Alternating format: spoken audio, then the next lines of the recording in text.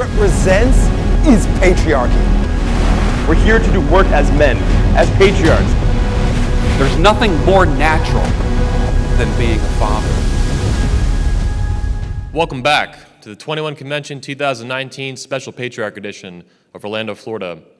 Our next speaker is a former strongman, the CEO of Strength Camp, a great new friend of mine this year, one of my favorite new speakers, and he is a famous YouTuber with about 2 million YouTube subscribers between his two channels. Definitely one of the biggest speakers we have ever had on this stage, a man I'm proud to present on this stage next. Please help me welcome to the stage, the proud patriarch, by the way, of 4, Elliott Hulse.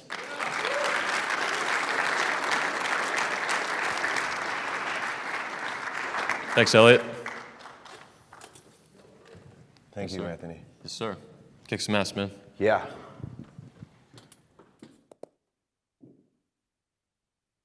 Well, I'm pleased to be a part of this movement and the spark which ignites a movement. And I've spoken on some pretty big stages, and right now this one is small. This group is small. But all it takes is a small spark to start a raging forest fire. And I really, truly believe that that's what this moment is. And it's not even that we are the spark, though we are. It's that this is the sparked moment in time. This is when the pendulum begins to swing back to righteousness, and man takes back his nobility and our place in the family. That's a big part of what we're going to be talking about here today.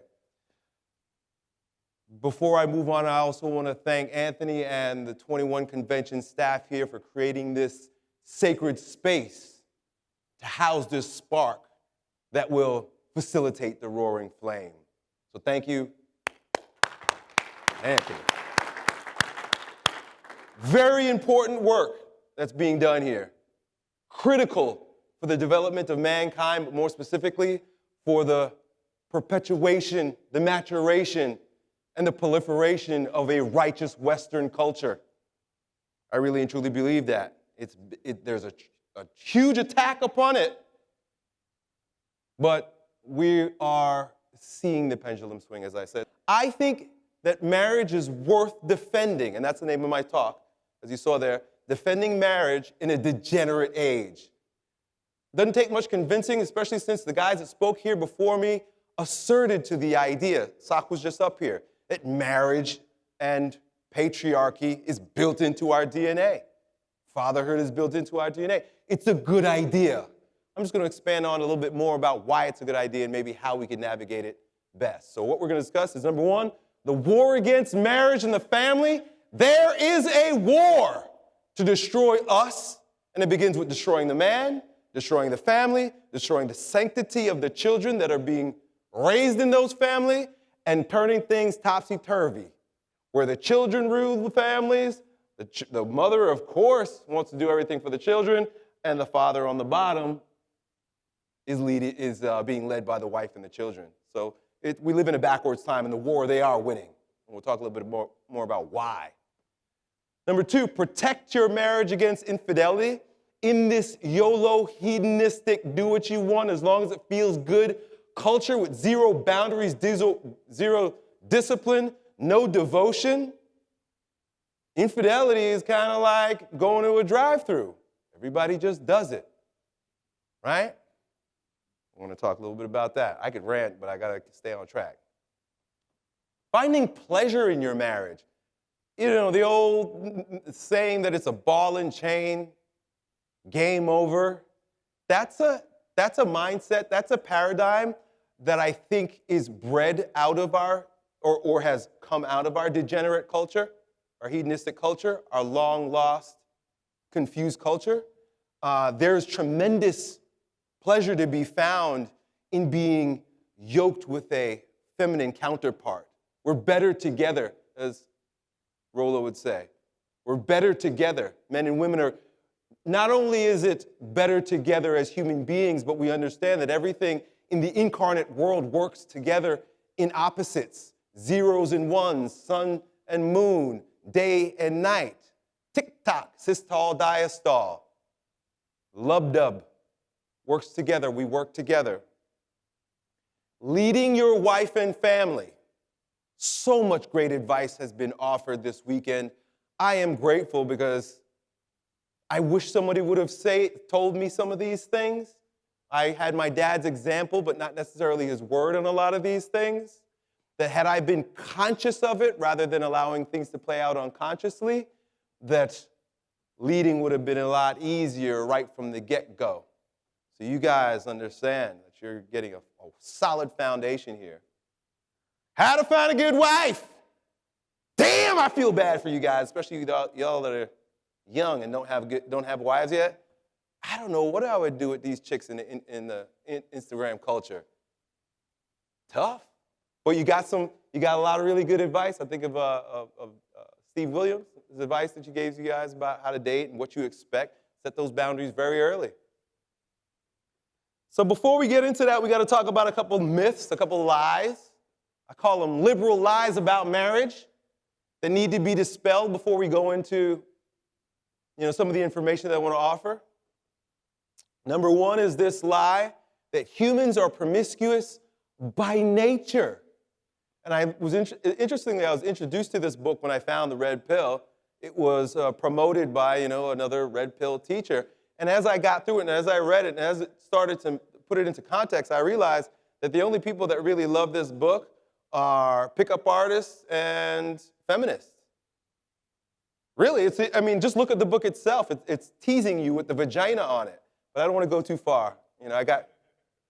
How we mate, why we stray, and what it means for modern relationships. So here's the premise that the quote-unquote scientists or researchers tried to offer in this book that is not new to this book, but we've been duped into this lie for quite some time.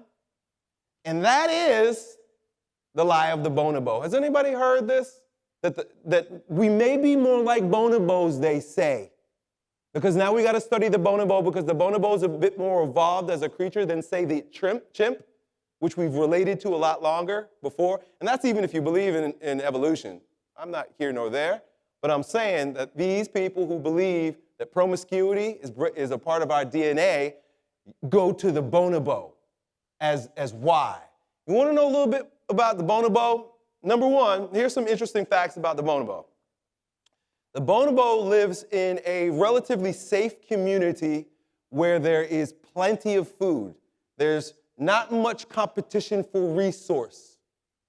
Food is readily available. That's one thing. Bonobo men father children, but they don't know who their children are. They have sex because the women are ready, willing, and able, and there are lots of them. There are lots of women. And they're ready to bone. And they give birth, and the fathers very rarely, almost never know, and there's no bond between father and child in the bonobo culture. But in the bonobo culture, the boy, the baby, stays close and connected to the mother well into adulthood. In some cases where the mother will come into the boy's defense when he's an older bonobo. Very much mommy-boy tie. Very little daddy-boy tie. Very little male-to-male tie or bonding. In the bonobo culture, the men are sort of, they're submissive to the woman's agenda, the female agenda. The women are in control of inter-tribal relations.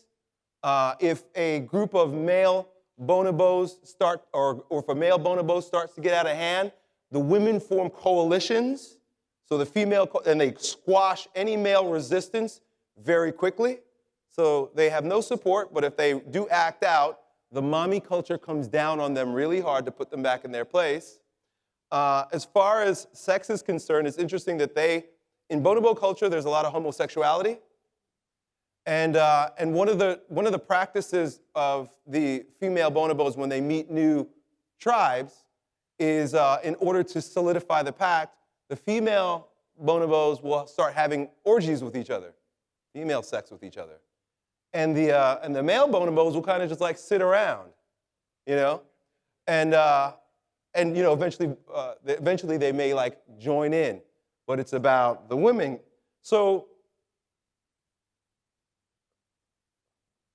Jack Donovan calls the bonobo, or calls our culture, because there's a lot of significance, the bonobo masturbation society. Plenty of food, plenty of women, plenty of sex. Who needs to know their daddy? Mama tells us everything. We got this Oedipal complex thing going on. So there's some credence to the fact that we may be more like bonobos. So I want you to keep that in mind. But as you listen to this, I just want you to also notice the feeling in your body when I told you how the bonobos behave and what their culture is like. No judgment, just notice your sense. Bonobo Masturbation Society, referring to Jack Donovan once again, a book that every man needs to read, The Way of Man. And in The Way of Man, he says that the way of men is the way of the gang. And in the book, he gives another, or actually a more appropriate example of how mankind evolved, humankind evolved, and how we got here. And we've always sort of related to, prior to, I think, like the 1950s or 60s, when they started studying bonobos, to the chimp. And for the most part, if you ask most people today, they'd say, yeah, we're more like the chimp. And there's a good reason why we relate to the chimp. And there's some things that you need to know about the chimp, not the fucking bonobo. Right? I just want you to also, too, because I get off on tangents, look at the cover of this book here. I just want you to know where you're getting your sources of information from and which you guys choose to use as resources, because there's so much information, there's so much science, there's so much references out there, it all contradicts each other. You got to use your senses sometimes. And when you got a book that I just sense I'm being tricked with a big vagina on the fucking cover, I feel like I'm going to get some real talk right now. Got to judge a book by its cover, right? So anyway, the way of the gang is the way of the chimp. And what you ought to know about chimps is, number one, where they live, food is not as plentiful, and they prefer high-quality food. Where the bonobo will eat what's like, they very rarely eat meat. They'll eat mostly plants. There's a certain amount of plant. There's a certain plant, and there's not very much competition for it. The chimps, they want meat. We want meat. And as a result, they got to work for it. And the best way to work for meat is in small, patriarchal, hierarchical bands of brothers that will work together to go out and hunt what he refers to as the red colobus monkey. So they're going out, and in order to be able to maintain their vitality, to live, they've got to organize themselves as a band of brothers in a hierarchical way that, number one, allows them to go out and get food, and number two, protect their territory. Number three, raid and take out competing tribes because resources are limited. Also, female chimps are highly prized because they are in limit also. So they were treated more like a commodity. And so they were protected so that there could be future chimp tribes. And they were submissive because if they wanted to live and they wanted to eat, they had to listen to what the gang said. The way of the chimps follow the way of man. This is how we got here. This is deeply embedded in our DNA. We work as bands of brothers with a source, a goal, with this ever expanding sense or drive and I was speaking with one of the guys before, to insert and liberate, to dominate and expand. This is very masculine. This is very American. This is very Western. This is very Genghis Khan. This is very civilized. Civilization comes from the way of the gang, the way of the chimp. So just to move on past this one liberal lie that we're more like the bonobo than that guy, just look once again. Do you want patriarchy? Who do you want to have your back? I wish I had a pointer here. Do I have a pointer? Who do you want to have your back? Who do you want to go to war with? Who do you want to go hunt food with? This guy who's beaten off and looking for the next piece of pussy if she'll give it to him? Or that guy who looks like, yeah, he's ready. He's ready, he's tough, he looks wise, strong, able, patriarch. So I don't know the truth. I don't know if any of this monkey's business is true at all. But this is one of the lies, this is one of the paradigms, one of the foundations for their reasons why we need to be out there jizzing and juking and being promiscuous and undevoted to our families, cheating on our wives or whatever, because it is. Get out of here. You guys choose. You decide. Way of the chimp or the way of the bonobo? I don't know. Liberal lie number 2. Liberal lie about marriage. You know, and I use that term literally, liberal lie, because it's all about getting loose. It's all about no boundaries. It's all about no authority. It's all about nothing matters and everything's okay. Very loose, lax, promiscuous, even in ideology. Lie number 2, marriage is a social construct, a patriarchal makeup from religion or for political power. This myth came to be by this white woman trying to prove a point to bring back to her privileged culture why the women should be sluts. And so she goes to Samoa, where the savages live. Just think about the arrogance. Where the savages lives, in order to, she had an agenda, of course, Margaret Mead, had an agenda to prove that the noble savage is a slut and that the girls start throwing their puss around at age 12, 13, 14. She calls it Coming of Age in Samoa. This was a big book, it was a big feminist push. It was very helpful to this leftist agenda. Psychological study of the primitive youth for Western culture. So she's trying to help out Western civilization with some, what's the term I just used? Uncivilized, as they would, they're very quick to point out these savages. Yeah, savage when it's in your interest, that they're savages, but because she wants to prove that American women should be sleeping around, she's going to go there and try to do some investigation.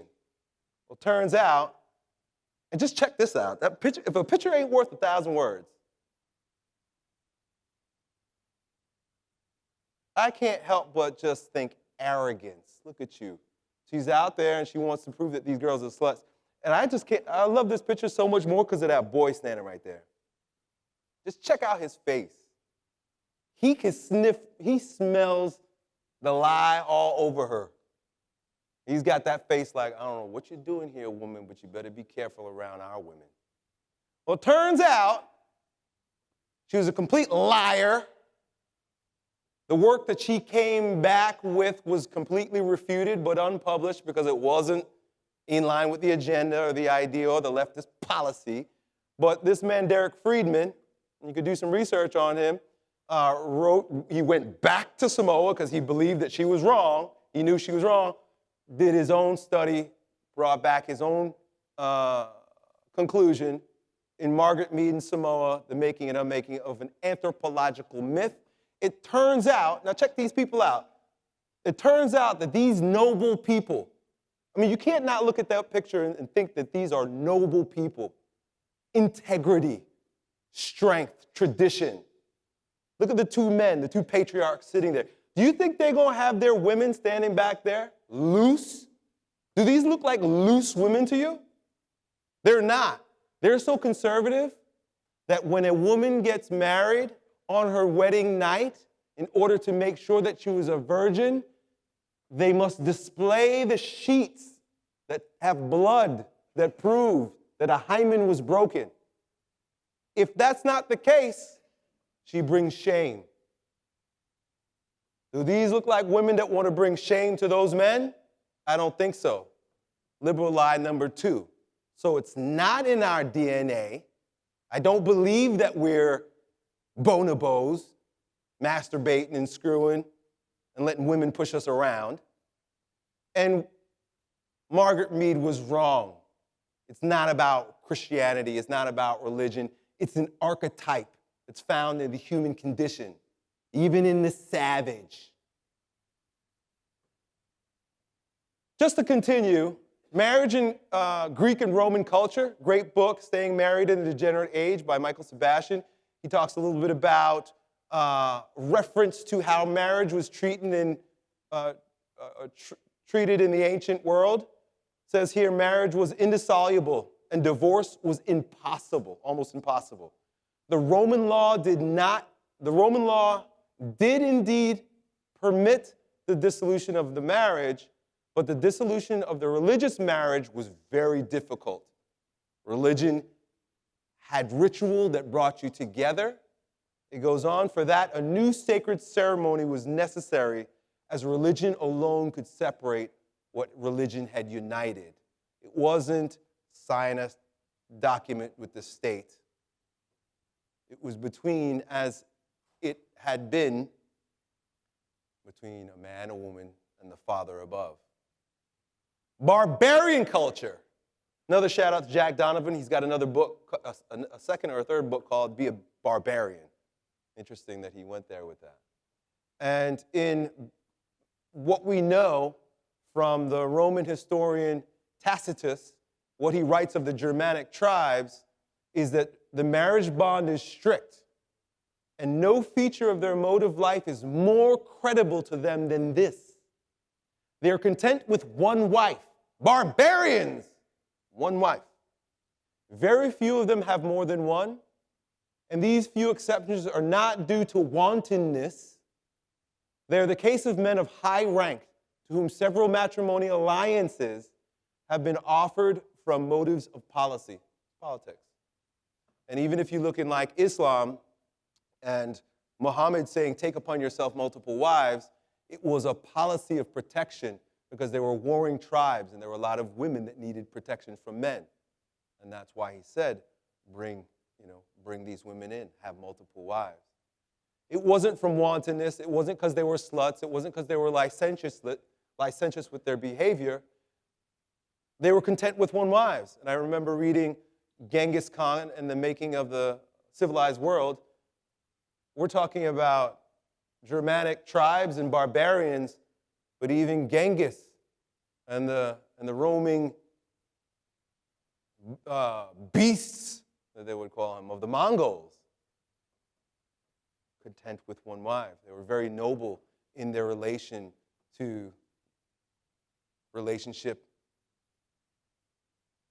So,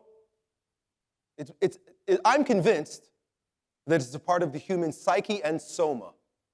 It is in our mind, it is in our spirit, it is in our pattern, and it is deep-rooted in our biology and DNA. And Jesus agrees. And we'll talk more about why I think that's important.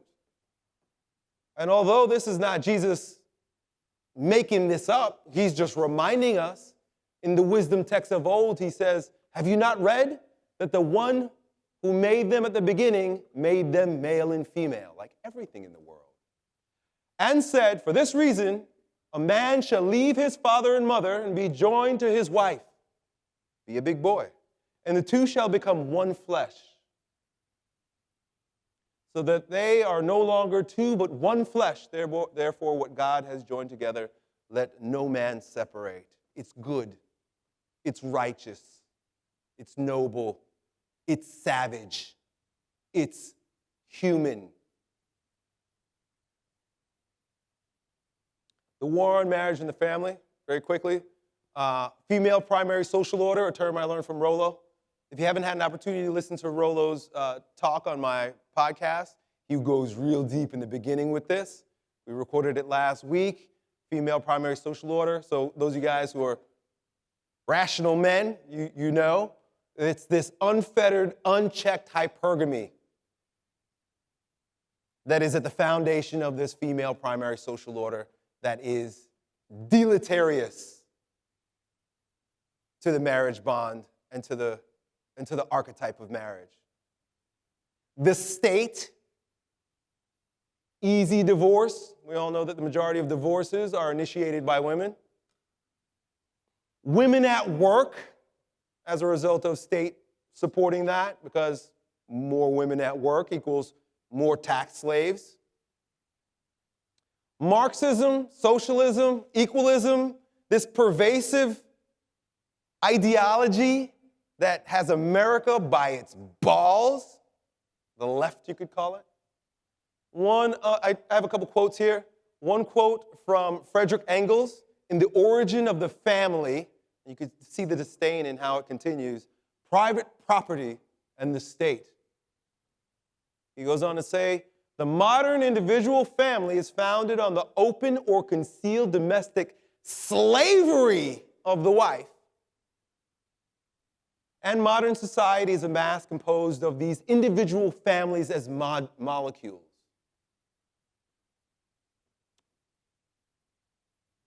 Just consider the language, consider the paradigm from which that kind of attitude proceeds. They're overthinking. There's nothing about slavery in marriage.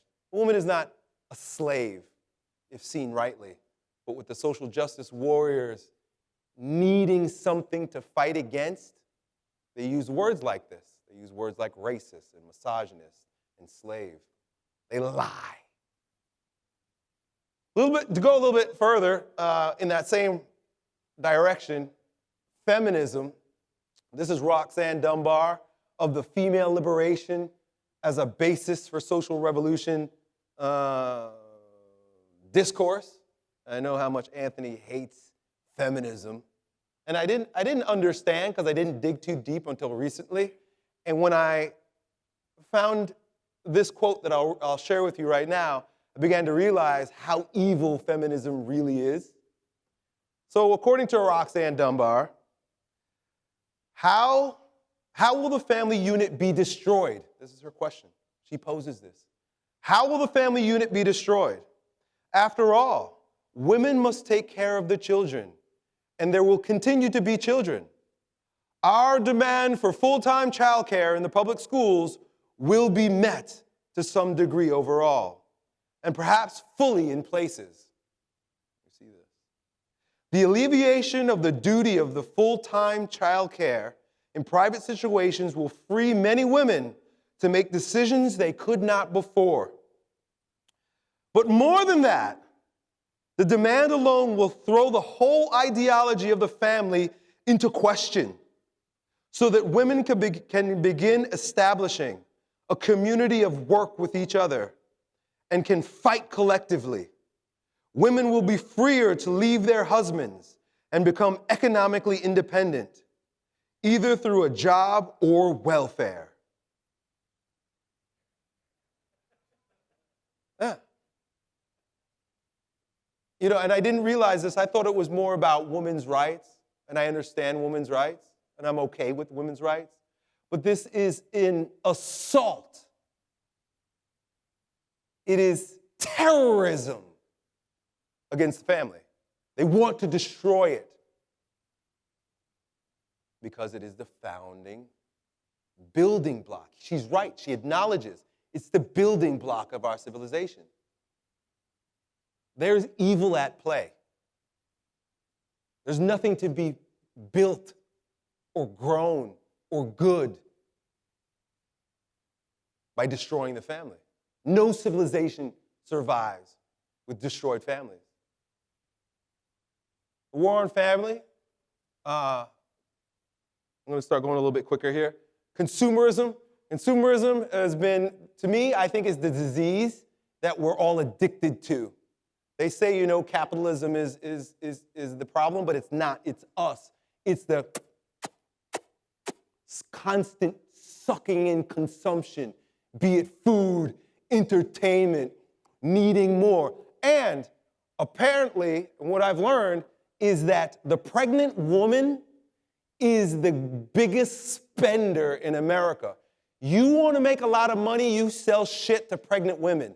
And if you've ever had a pregnant woman, you know how much shit gets bought. They even have these racket parties where they call them showers, where they shower you with all kinds of shit that you'll never need because you got to spend money. The baby. Bullshit. Families are more...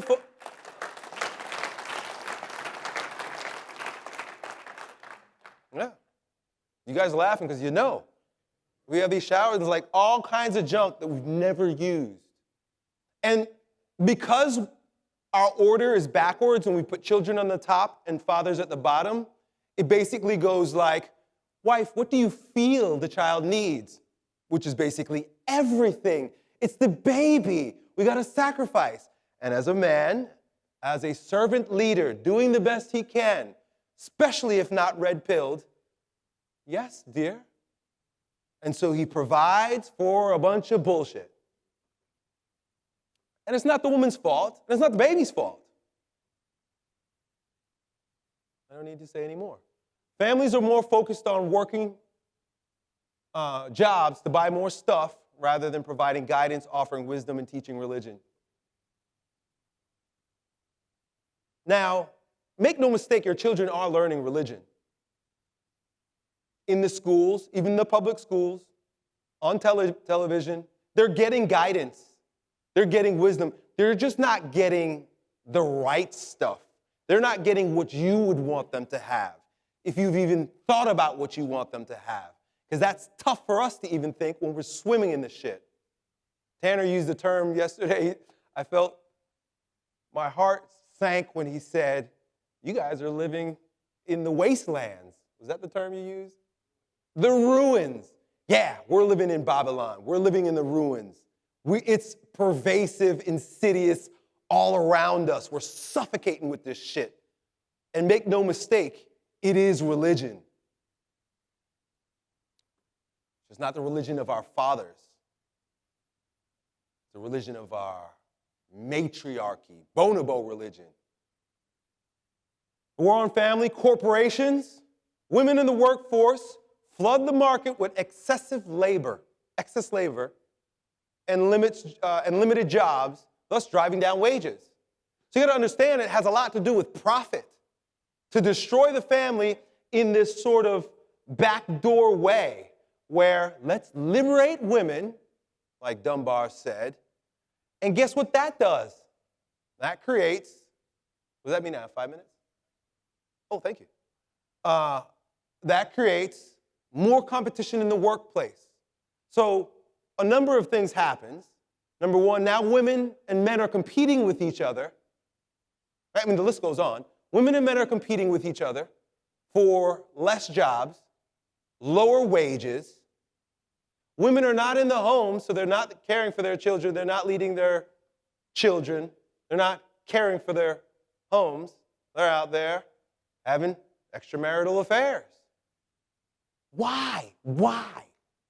Corporations and the media and the emotion that they drum up around women in the workplace trick everybody. The most important job, profession, devotion to something in life is the bearing and rearing of children. What could possibly be more important in the corporate world than bearing and caring for and raising children? Nothing. But it's a trick. They've been tricked into thinking that they are somehow enlightened and progressive by sending their kids to childcare and competing with men in the marketplace.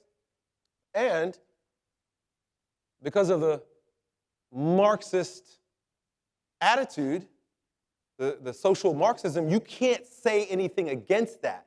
You can't refute that because then you're a misogynist. You're some sort of a extremist. This is extreme shit right here. If you look into the history of mankind, this is extreme. We're in a weird place, folks. So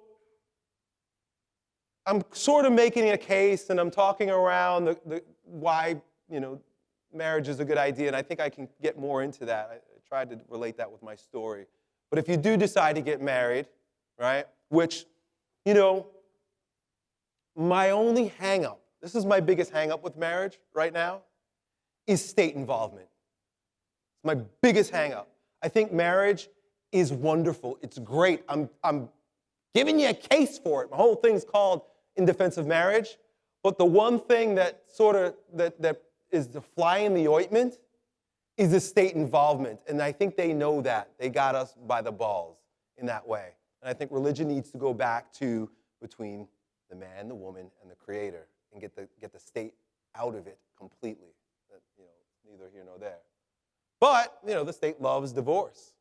So here are some of the liberal lies that encourage divorce. The spiritual awakening. So I want to go there right now. The spiritual awakening. Everybody's woke. And this is this particularly comes from this book, Eat, Pray, Love, where this was like a bestseller. I think Oprah's bestseller. And somehow in this story, the woman, she settles down, gets married. We all know the story. He's probably a beta male provider. Has children. And then she falls out of love. She wants to go and find herself and go to Bali and India in the East. So here's where I'm going to go with that. And so she has a spiritual awakening.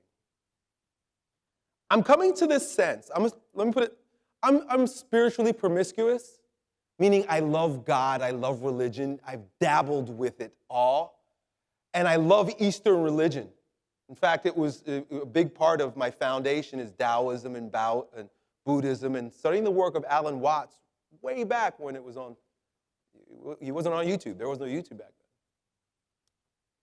But I think Eastern religion coming to the West, where we were mostly Abrahamic, has created a lot of chaos. And I think one of the bits of chaotic bullshit that we were fed is this spiritual awakening stuff and how it just liberates you to be and do whatever you want. Spiritual awakening in this sense is not, and even this word has its negative association these days, it's not religion because it doesn't unify the father with the mother. It doesn't bring pattern down into matter through discipline and boundaries. This is the idea that anything goes. It's the left hand. So spiritual awakening, my ass. Divorce is a celebration, and I see this with, now my wife and I have always been younger than our children's friends' parents, but a lot of my wife's friends are our children's parents, friends' parents. So they're a little bit older than us. We got started early. So we get to kind of see not what our life would look like, but what life starts to look like a few steps down the road for those who live in the ruins. And one of the things that they do is it's a celebration. Well, you're going to get divorced. And it's the women, of course. The guys, we ain't doing this. But when I've kind of stepped in and spoke to some of the guys that I know were having divorces. And I don't throw a celebration. Actually what I've been doing is I've been throwing a red pill party. I'm like, okay, now she's gone. And I hand him a book of Rational Male. And read this and start spinning plates, bro. But the women, what they do is, it turns into this whole liberation party. And Rollo talks about how women will never check their other women's hypergamy. And even my wife, who's a great wife, is out there celebrating with her friends that are having divorces, and she knows how I feel about that. But she can't help it. She's got hypergamy. And so they cheer each other on no matter how wrong they are. They can't help it, and I understand it. It's biological. I've had my fly open the whole time.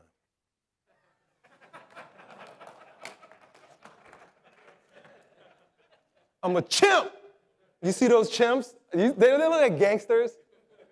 They don't have his ball hanging out. Divorce leads to a sex-filled single life. This is that old Sex and the City bullshit that they give them on TV. These old, used up 50-year-old hags who are out there screwing are not what men are looking for. They're not out there. I think Rollo calls it the redevelopment stage, where like, they might, and I see them, they come to my gym. They lose a little weight, they always gain it back. Yeah, I'm watching them right now. Now, my wife went out with a couple of them. All the girls in the gym, they'll go out together sometimes. She put a picture on Instagram from last night. I was like, damn, them bitches are getting fat again. They started coming to my gym because they were having divorces, right? It's funny. They were having divorces. They started coming to my gym. They started losing weight. And all of a sudden, now they're getting laid out there. And a lot of them that's it. They're getting pounded, and they just gained the weight back. So they think they're going to have this sex-filled life, but you know what? As we all know, you're just going to do the same thing you did before in a different way. You didn't heal yourself. You didn't evolve. You didn't grow more mature as a result of your divorce. You didn't grow up and can do it better next time. You're more than likely just going back to trying to be in your party years, but now you're old and you got baggage. What are you trying to do? Get boned? You're gonna hit menopause in a couple of years. So it's like you're on your last leg. But anyway, they believe they're going out there and they have this sex-filled life. This gets to I got a lot to say. Yeah, I'll talk all over. The myth of perpetual youth, delayed childbirth, for career, partying, single life is more interesting. Addiction to the thrill of falling in love again. This goes both ways. I don't want to pick on women, but a lot of guys out there, I really like what Pat said before, and I think what some of the other guys were saying before about love. Don't trust love. I think Steve was talking about it. Love has been completely misconstrued and turned into this emotional, physical, sensational melting that's a high, just like any drug. People who are addicted, especially men I'm talking now, who are addicted to sex, who are addicted to falling in love, are no better than a heroin addict. Because you're out there just looking for that next high. It feels good to, quote unquote, fall in love, but it's a thrill. It's just like getting on a roller coaster. You're going to get back off, and when you get down off that roller coaster, you're going to be a little dizzy. Right? Cheap thrill. Falling in love, there's nothing sexy about falling in love. Don't trust. This is what one of my favorite Eastern gurus said, Osho. Never trust a man who's fallen in love. Do not trust a man when he's in love. Because you're not yourself. You're clouded. I think that's what Pat said before. He says that you're clouded by the emotion. You're not a rational male when you're in love. Don't be in love. The real effects of divorce takes men up to 15 years to recover from the divorce. That's financially, and I'm sure a lot more. Statistically, children of broken homes are less successful. Divorce sucks. Split parenting is stressful, and and values are often at odds. You guys, I don't have to beat a dead horse or sing to the choir. I'm sure you're aware. Protect your marriage against infidelity. The reason why I bring that up is because cheating will destroy your marriage instantly. Nothing will destroy your family. Other things will destroy your family over time. It'll seep in, and you got to be aware of those things, and I think some of the other speakers spoke about it. But if you want to destroy the dynamics of your family instantly, put your dick somewhere else. It's a bad idea. A bad idea, because the power dynamics in the home will instantly be reversed. And even if you were alpha, all of a sudden, you're asking for forgiveness. Now you got to watch your step. You got to watch what you say. You don't want to piss her off. Another one that both Pat and Stephen Dean, I like the Dean. I keep going back and forth, like, am I going to say Dean or Stephen?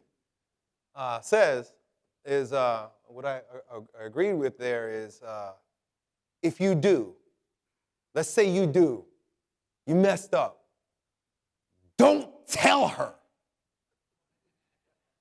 That's another one of these liberal lies that men should be vulnerable. Tell her all of your deepest, darkest secrets. No, don't do that. You didn't destroy the family yet. You didn't destroy it yet. You made a mistake. Repent. That means don't do it again. But the worst thing you could do is go and tell her. 23% of men, 19%, that's why I bring it up.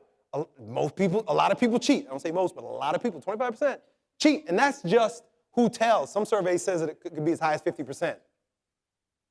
And I would say it could even be higher because our culture doesn't value boundaries. It does not value boundaries. We are, skeptical of boundaries. So marriage is one of those things where it's kind of like, yeah, you do it, but nobody gonna tell me who I'm not gonna fuck. So there's this attitude, right? It's that whole YOLO, hedonistic attitude. Fidelity. I wrote the word infidelity. I wrote cheating first, but I didn't like it because it just sounded too much like, 16-year-olds. Cheating. Not fucking cheating because it's not a game. Infidelity. I like that word better, and I went to go look up what fidelity meant, and I realized just how alpha, how masculine, how patriarchal the word fidelity is. That's a strong word. Even a bank uses the word fidelity, right? Fidelity Bank. There's a good reason why. Because there's faithfulness, loyalty, noble. These are masculine traits. Fidelity is very masculine. So to have fidelity is to be a real man. A real man's not promiscuous. A real man doesn't cheat on his wife. Not because you got to be a good, or like what the world calls a good man. No, that's not why. It's because you're not a man. Because you're not carrying the virtue of a man. Virtue. We got to think in terms of virtues. How to protect your marriage and be devout. I'm going to go quickly because I got about 8 minutes left. Maintain your level of attraction. Don't get fat. One of the things that I realized I had going for me and still have going for me big time in my marriage, what keeps me in that dominant role is I'm a sexy motherfucker and a lot of women want me. My woman can't get fat. She realizes that. She realizes she has to do everything she can keep up with a lot of the young girls that got their eye on me. Maintain your level of attractiveness. Avoid relationships with the opposite sex. Women are not your friends. If you have a friend, I hate when guys say this. We were friends. She's my friend. No, she's not. It doesn't exist. Rollo says that if you have a friend that's a woman and you're not having sex with her, you're a girlfriend. Get that through your head. That's another one of the pieces of bullshit that they teach us in school. Women are not your friends, nor should they be. Why would you want to be friends with a woman? I don't get it. I don't even like, and this all my shit is coming out today. You know how it's like, I think this shit started in middle school and then we still do it as adults. And I'm not saying to any women that are in here that I'm not going to do this, but like I have resistance, I started having resistance against it, is hugging women that aren't my wife. What the fuck is this hugging stuff about between men and women when they first meet each other, or my friend's wife? I shake your hand, why am I gonna go hug you? Why am I putting my body close to yours? We're not friends and I'm not gonna fuck you. So what are we doing? And then, the other thing is like when guys hug my wife, I don't get so upset because I realize it's a cultural thing. There's nothing behind it. But it's just in my mind that that would be a good boundary to kind of be on board with everybody about. There's no reason to be hugging other people's wives. And women aren't your friends. Right? It's dumb. Don't expect your wife to be your friend. So it goes along the same line, but one of the things that a lot of guys get confused is that they think their wife needs to have the same hobbies or interests. I know I did at one point when I was becoming an entrepreneur and I wanted my wife to be interested in my business. She's not interested. Women aren't interested, and she doesn't need to be interested in things that you're interested in. My wife and I have zero interests in common besides our marriage and our family. She reads fiction, I read nonfiction. We're complete opposites. She doesn't need to be my friend. Develop stronger same-sex relationships. Men need to be friends with men, not like those bonobo masturbators. We got to be more like the chimp gangs. And we got to be up to something, right? That's the other thing, too, that it's kind of a call to action here, but we got to be up to something. And it can't just be drinking and watching a hockey game. It's lame. Limit social media and keep an open book policy. Yeah, there's no reason for your wife to be putting selfies of herself on Instagram. I don't get it. But that's one of the things that when Steven said it about dating, nip that shit in the bud. The other thing is open book policy. My wife has all my passwords. She can go into my phone. She can go into anything that I have going on online at any time. And I could her. Open book policy. There's nothing to hide. There's a sense of freedom associated with that in your heart. There's a sense of trust that's associated with one another. It's not about control. It's about truth, loyalty, openness, feeling free, liberation. You don't want to have you don't want to be hiding anything. There's no way to build any kind of relationship is to be hiding anything. Don't expose your wife to temptation, right? Don't let her hang out with male friends. Just like you don't have friends that are women, she don't have friends that's men. That doesn't make any sense. Why do you need a man friend for? You got me. And we see this all the time, King Arthur and the Round Table and Lancelot. This is his best man, his right-hand man, his best warrior. So he feels free. Hang out with my wife while I go do shit. That's a recipe for disaster, dog. You don't think he's gonna bone your wife if you got a chance?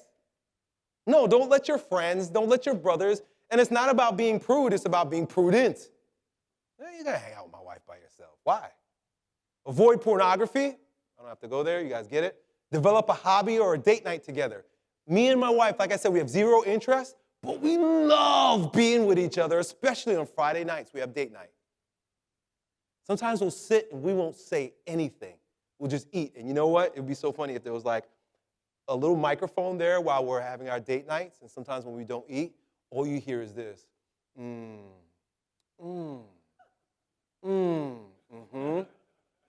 know why? Because we're enjoying steak together. That's our hobby. A little bit of wine, a little bit of steak, and we're just sitting there like having orgasms. And looking at each other and nodding, and my wife is grateful. I'll talk about how to find a good woman, but she's grateful. She's, thank you, Elliott, thank you. Make your marriage your top priority. I'm gonna go a little bit quicker because I got about 1 minute left. How to have pleasure in your marriage? Give her your gifts. Be a strong provider. Show her why she should appreciate you. Give your wife your best. Not because you have to, but because she is your moon. She reflects you in all your splendor. And if you don't like what you see in the mirror, that's because you ain't shining bright enough. Shower her. Go on frequent date nights, vacations together. Grab her ass, touch her, and make her feel desired as frequently as possible. Treat your wife like she's one flesh with you. We'll talk about this in a moment. How would you treat her if you thought she was a part of your body? I'm going over on time right now, Anthony, so I'm going to try to go as quickly as I can. Pleasure in your marriage, right attitude towards sex. Look at that. The husband should give to his wife her conjugal rights, and the likewise wife to her husband. For the wife does not rule over her own body, but the husband does. Likewise, the husband does not rule over his own body, but the wife does. Do not refuse one another except perhaps by agreement for a season, that you may devote yourself to prayer. Super important, men. Those who are married, sex can become an addiction in the marriage also. Fast from sexing. Fast from sex. It's a good idea for you to maintain your frame, lest Satan tempt you. So I put the Duggars on there, and I put the Duggars over here too. I think they're, are they Mormon too? Protestant. Okay, well, this is what she says. This is this is how you know you can spot a good wife. Be available. And this was her advice to young women. Anyone can fix him lunch, but only one person can meet the physical needs of love that he has. You always need to be available for him. How to be more alpha and lead your family. Hey, Anthony, if I do go over, could I have 5 more minutes? Thank you, sir. Appreciate it. I think we could all agree that Donald Trump represents, maybe not him as a person, but what he represents is patriarchy. He represents, yes. He represents the return of patriarchy. That's what he's a symbol for. And you could see it in the way he is with his family. So we want to be more alpha. Spiritual headship. I think this is really important, and I'm going to make a case for religion now. And it's interesting because I don't necessarily identify with a religion, though I am Christian. See how weird that was? I have a hard time, and I've had a hard time, and I struggle with God. But I love religion deeply, and I understand that if you want to lead your family, you cannot be the authority. We're not the authority. We don't get our authority from ourselves because we're flesh and bone. We get our authority from above. We get our authority from our Father and our Father's fathers, the paternity, the eternal pattern. Paternity comes from the word pattern, which is the way to be. And we are taught a way to be, and we have faith in a way to be that comes from above. And if we don't take it from above, we will be dragged down below into the matter, into the mother, into the Maya of things. We get our authority from above. Patriarchy is impossible without religion. You're not a father without the Father. You cannot carry the blessings of the Father. You don't have the authority of the Father if you don't have religion. And I'm not saying which religion, not trying to tell you what to do, and I'm not proselytizing. I'm saying this is a fact. Look at patriarchy in the West. There was always a religion, be it the Norse and their gods, or the Greeks and their gods, but it always came down, divine power from above. No God equals no hierarchy. No hierarchy means no authority, no father energy. Author, king, author, authority, father figure, mentor. No father energy if there's no authority. No guidance because there's no authority. No humility. We think that our shit don't stink, and that's why we're suffering. No meaning. We can do whatever we want. It's a barren landscape. Fatherhood requires that men, through the authority of God the Father and the example set by Christ, be a living representation of patriarchal authority in the home. This is why the left hates Christianity. This is why they hate religion. This is why they hate God, because you get your authority from those things. And when those things are stripped away from you, you blow in the wind and you're easily manipulated. It's not about right or wrong. It's about faith. And faith is not about right or wrong. It's about conviction. And when you have that, you can't be fucked with. Spiritual headship, where your authority comes from, just very briefly, the umbrella of God's protection. God, husband, wife, children. That's the order. That's the natural order. And Christians would put Christ between God and husband. And I think it's a good idea to have a Christ-like figure. All religions had it, be it Krishna, be it Christ, and so forth. an example to live by because we can't even imagine God, much less talk about him or be like him. We can't. There's no way. Christ or Krishna is an example, an embodiment, a manifestation, so that we can look to a father figure beyond our physical fathers. You want authority? Have faith in this order. But I want you to understand that the head of every man is Christ. The head of a woman is her husband. The head of Christ is God. It's this in this order. Wives, be subject to your husbands as to the Lord. For the husband is the head of the wife, as Christ is the head of the church, his body, and is himself its Savior.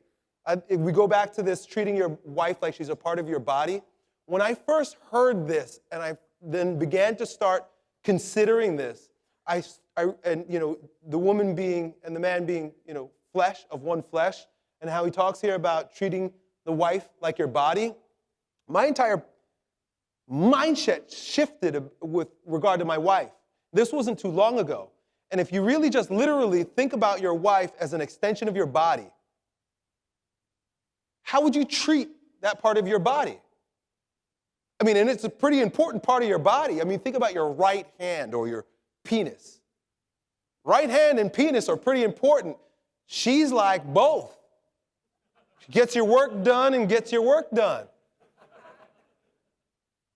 Very powerful and important part of your body. Treat it well. That's why I take my wife out to eat steak on Friday nights. I'm going to feed you well. You're part of my body. I ain't putting junk in your body. I'm not going to put junk in your mind. I'm not going to treat you poorly. You're part of my body, just like Christ treated it. Spiritual headship, where your authority comes from. Even so, husbands should love their wives as their own bodies. There you see it again. Love your wife like your own body. Think about that. If you get cancer, which is basically your cells going rogue, you got to ask yourself, where am I not treating my body right? If your wife's going rogue, you got to ask yourself, where are you not treating your body right? He who loves his wife loves himself. Damn. For no man who ever hates his own flesh, but nourishes and cherishes it, as Christ does the church, because we are members of his body. I put that picture there. That picture is actually on my tattoo. And it's like this. I see this as a yin-yang almost, with the male, female, the soft, hard, the angular, dark, and the soft, flowing, white. I love it. It's an integration. How to lead your family. Number one, have vision and direction. You make the vision. You decide the direction. Know it before you even shack up. I remember talking to my wife when we were in high school, and I think this is why it lasted so long and did so well. I remember being in high school and telling her, of course, she's like writing her name with my last name and having daydreams and circles and writing hearts and stuff. And I told her plain and simple like this, hey, babe, I'm going to live a pretty roller coaster type life. I'm an adventurous man, a spontaneous man. I have high hopes and ambitions and dreams. I'm going to do big things in this world, but it ain't going to be easy, and there might be struggle. If you want to come along with me, I'd love to have you. But if you got a problem with any of that, then we're not going to be together. And she would always, of course, nod, yes, I want to go with you. I want to go with you. I want to go with you. But you know what? I don't think she could have had that trust had I not had the conviction in my vision and direction. And it's crazy how my life has unfolded based on that vision and direction. Devote yourself fully to your family. This is a tough one in the world where you're supposed to be yourself and to self-actualize. We're so self-oriented. Devotion is the preeminent warrior quality. To devote oneself, to sacrifice oneself for something bigger and better than yourself. Devote yourself to your family. I love that word, very masculine word, devotion. Do more than your fair share. I heard multiple speakers talk about that today. I think Socrates was talking about it with the diapers. That was brilliant, Socrates. Where's Socrates? Is he even in here? That was brilliant. The way you turned it into a military operation. That's what it is. That was 100% it. Do more than your fair share. Be that grunt. in the family because you're the stronger one. The wife is gonna flip out. She's gonna have anxiety. She can't handle it. You gotta take control and bring in the bag. Keep physically strong. I say no more. The body is the mind. You can't be weak. You can't be fat. You gotta be fit because this is warrior work, devotion work. Keep morally straight. This is keeping your heart strong and keeping your mind clear, keeping your soul clear, at peace. It doesn't mean that you're not going to stray in thought, but be chaste in your behavior. Be strong in your will. Be moral in your activity. Keep mentally alert. You got to be aware because the snake is sneaky and will come right in your families, will sneak right in the back door in a myriad of different ways. Every time I think I'm setting up strong boundaries and doing the right thing for my family in that way, it sneaks in somehow. You got to be aware for the demons. They come from kids' friends. They come from the media. You got to constantly be aware of what they're learning. My daughter got on some transgender shit for a moment. Yeah, because she's watching YouTube videos, where you're a hero to be a transgender, and it's all celebrated. I had to squash that shit in the bud. I mean, it got too far at one point where I had to rein it all in because I wasn't being mentally alert. I didn't see the signs, and then when it came to, when it got a little too far, I had to stomp hard. Good thing that shit is gone now, but it was silly. But that silliness is how the children then run the family because it goes against your values and your virtue. And if you're not mentally alert, Satan will snatch your kids' minds up real quick. What is a good wife?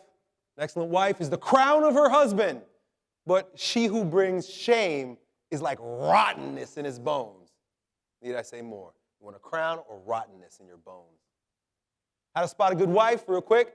She opens her mouth with wisdom, right? Make sure when she opens her mouth, no dumb bullshit comes out. And the teachings of kindness is on her tongue. My wife, the other women come to my wife for wisdom. They come to my wife for wisdom, and she's the youngest one. And you know why? Because she's reflecting my splendor. I give her credit for being a good moon. But when she opens her mouth, know that she's a reflection of you. She looks well to the ways of the household. Notice, those aren't two sentences. Not she looks well. That's real superficial. I think Pat was talking about that. Fuck the way she looks. It's important. You want to have sex with her. But she looks well to the ways of the household and does not eat the bread of idleness. She got to keep busy. The house is like running a company. Her children raise up and call her blessed. It's wonderful to have children that acknowledge how wonderful their parents are. It's a good thing. Her husband also praises her, as you should. Always praise your wife when she's doing a good job. I say thank you 1,000 times a day. Many women have done excellently, but you surpass them all. Remind her about how awesome she is. But it won't take much if you got a good woman. Charm is deceitful and beauty is in vain. Yeah. You know what the world is dangling in front of you all day long? Charm and beauty. Run the other way. Look, my wife has small boobs. They used to be big when she was pregnant. But she's breastfed 4 kids.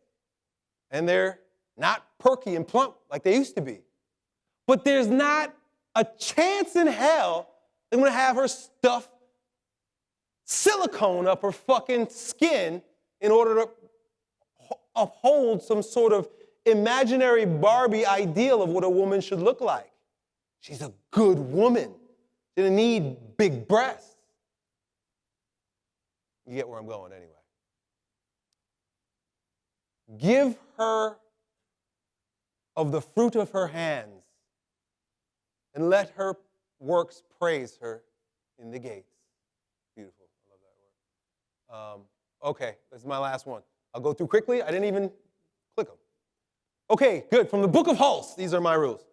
How to find a good wife. Number one, observe the virtue of chastity. I don't think it's a good idea to be promiscuous. I don't think it's a good idea to be juking and jizzing a lot, especially if you don't have your boundaries in order. Refer back to Stephen the Dean, his workshop. If you're going to be screwing, there's got to be rules. I ain't giving you my seed. You ain't going to get that just because I want a nut. Number two, if you're having sex with her, she's already your wife. That's my mindset. You put yourself in her, guess what? One flesh. You just became one flesh, buddy. And what God brings together, no man shall separate.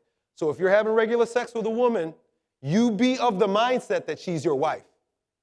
That's the way to approach it. Otherwise, she's a prostitute. And you can't say to her or to yourself or anyone else that she's my girlfriend or I love her. No, you don't. Not if you don't acknowledge her as your wife while you're banging her. Have that amount of respect for yourself and her. Number three, if your wife doesn't need to be your friend, we spoke about that, but a good wife. Date and marry young. So this is where I'm different from a lot of the guys, only because of my experience. So I have to share, based on my perspective. It was good that we dated and were exclusive very young. My wife, unlike a lot of my friends' wives, has not ridden the cock carousel. She's free from carousel cock. Right? We have very limited partners between the two of us. Very limited. We were children, basically. So she's, all that comes with it, the alpha widowship, and then, of course, I don't have to tell you anymore, but I think it's good. I think it's good. Especially, and so I have to go back to my experience, if she's trained well. My wife came from a trashy background. I gotta be honest. She didn't have any guidance. Her father was not an alpha male, and her mother was a crazy woman that went crazy and ran away to Maine and left her children there. But the fact that my wife stayed with my family, basically, my parents basically made her one of their children, crazy. But this is kind of the stuff that you would see maybe in like Tanner's community, where like the parents know the other parents' children, and they kind of are raised with the same values.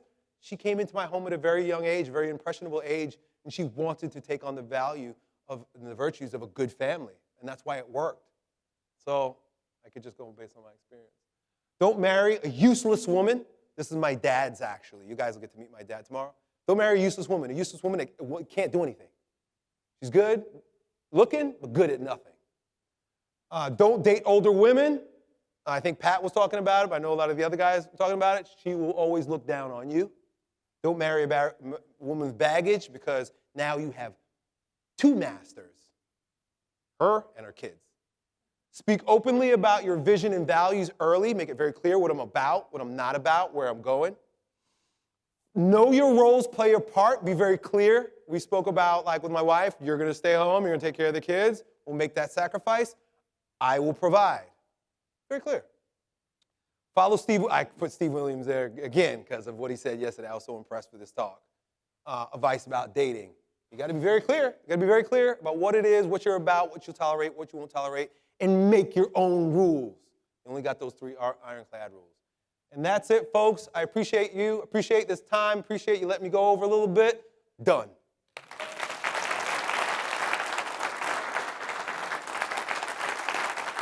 And